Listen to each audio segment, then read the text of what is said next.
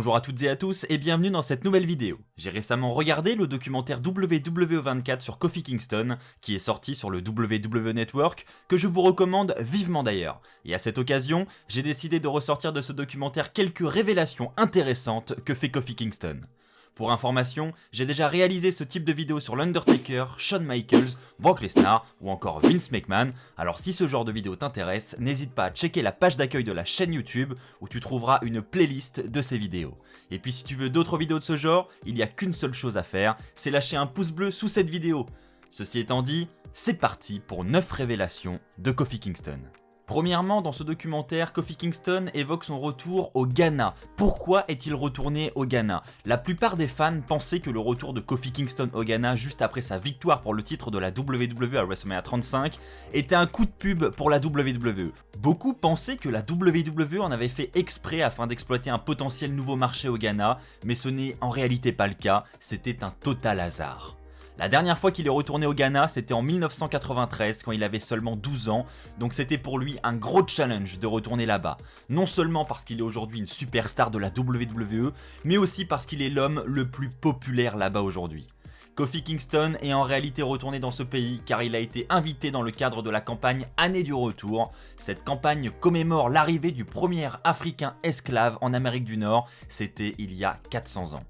C'était donc l'occasion parfaite pour que Kofi Kingston fasse son retour au Ghana, mais vous l'aurez compris, le fait qu'il y retourne juste quand il devient champion du monde de la WWE, c'est un hasard total.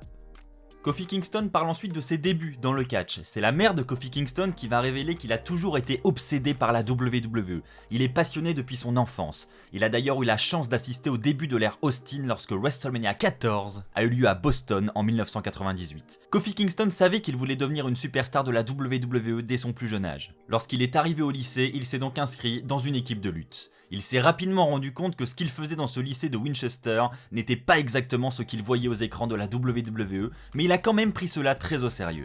Kofi Kingston était très doué en athlétisme, il est donc rapidement devenu capitaine de cette équipe de lutte qui est devenue deuxième au classement des États-Unis. Vous le savez peut-être, en 2001, la WWE a lancé Tough Enough, une émission de télé-réalité qui permettait à des personnes lambda comme vous et moi de décrocher un contrat avec la WWE pour devenir une superstar.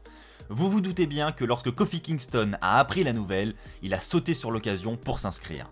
Il avait 20 ans à l'époque où il s'est inscrit. Il a donc filmé quelques vidéos afin de les joindre à sa candidature. Dans ces vidéos, il se présente comme JT Fury et met en valeur ses capacités athlétiques et ses promos passionnés.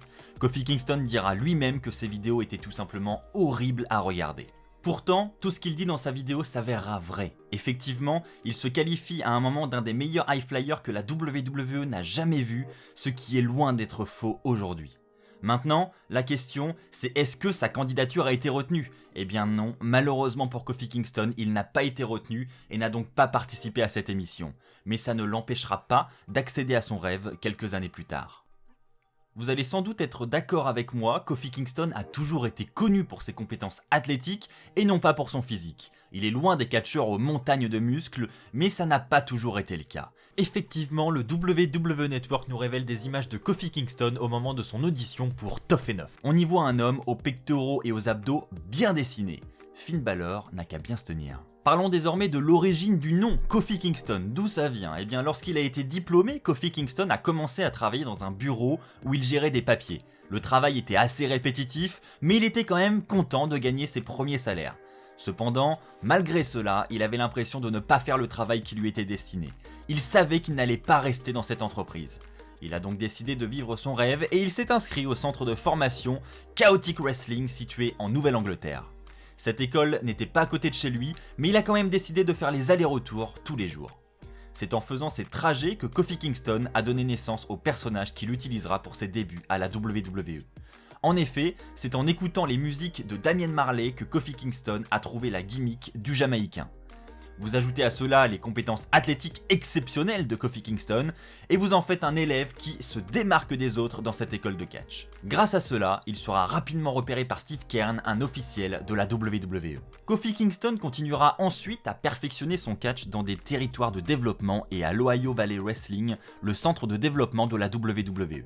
Peu de temps après, il sera prêt à franchir le pas pour devenir une superstar de la WWE.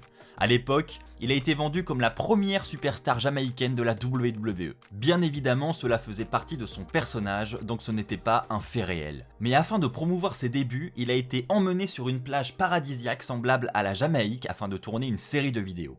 Dans celle-ci, on y verra une présentation de son personnage. L'équipe de tournage a enregistré 7 segments au total et ils ont tous été diffusés durant les shows de la ECW sur Sci-Fi. Kofi Kingston dira qu'il se souvient du moment où le tout premier segment a été diffusé. Il était dans un camion de production avec Vince McMahon juste derrière lui. Vince McMahon avait qualifié cette vidéo d'à peine passable, gros coup dur pour Kofi Kingston. Mais aujourd'hui, il en plaisante car 11 ans après, il est encore là. Kofi Kingston avouera même qu'il est surpris d'être encore là aujourd'hui car il en a vu être licencié pour moins que ça. Parlons maintenant des origines du New Day, de la naissance de cette équipe qui est aujourd'hui légendaire. À une époque, Xavier Woods et Big E ne faisaient rien d'intéressant avec la WWE en solo. Ils ont donc décidé de s'allier, tout simplement. Xavier Woods a ensuite eu l'idée de créer un groupe de lutteurs mécontents par leur utilisation. Kofi Kingston entendra parler de cela et acceptera quasiment instantanément de les rejoindre. Leur personnage de l'époque est très loin de ce que nous connaissons aujourd'hui. Ils jouaient le rôle de 3 hommes originaires du même milieu, frustrés par l'industrie qui les maintenait vers le bas. Ils étaient même comparés de manière réductrice à la Nation of Domination. Xavier Woods savait que l'équipe n'allait pas marcher comme ça. Pour que cela fonctionne, ils devaient partager des moments ensemble au-delà des shows. Ils ont donc commencé à s'entraîner et à écrire ensemble, puis à sortir ensemble. Ils sont rapidement devenus eux-mêmes et c'est ce qui a fait leur succès d'aujourd'hui. Saviez-vous que Kofi Kingston avait rencontré son héros dans les couloirs de WrestleMania 35 ? Eh bien, c'est la réalité. Quelques heures avant son moment magique à WrestleMania 35, Kofi Kingston a rencontré énormément de monde dans les couloirs du MetLife Stadium. Ils étaient tous là pour lui souhaiter bonne chance. Mais le meilleur dans tout ça, c'est qu'il a fini par rencontrer nul autre que son héros de toujours, Ricky the Dragon Steamboat. Est-ce que Kofi était en train de vivre son meilleur jour, rencontrer son héros d'enfance, puis devenir champion du monde quelques heures après devant plus de 80 000 personnes ? Je pense que oui. Et enfin pour terminer, évidemment Kofi Kingston évoque sa victoire à WrestleMania 35. Certes, de nombreux superstars en coulisses étaient émus de la victoire de Kofi Kingston à WrestleMania 35, mais ce n'est pas tout. Il y a également de nombreux fans dans le monde entier qui ont explosé lorsque l'arbitre a fait le compte de 3. Sa mère lui a d'ailleurs envoyé une vidéo juste après sa victoire. Dans celle-ci, on y voit son oncle et ses amis déchaînés après sa victoire. Nous avons également aperçu quelques visages familiers en ringside avec JTG qui n'a pas pu s'empêcher de laisser échapper une immense joie après sa victoire.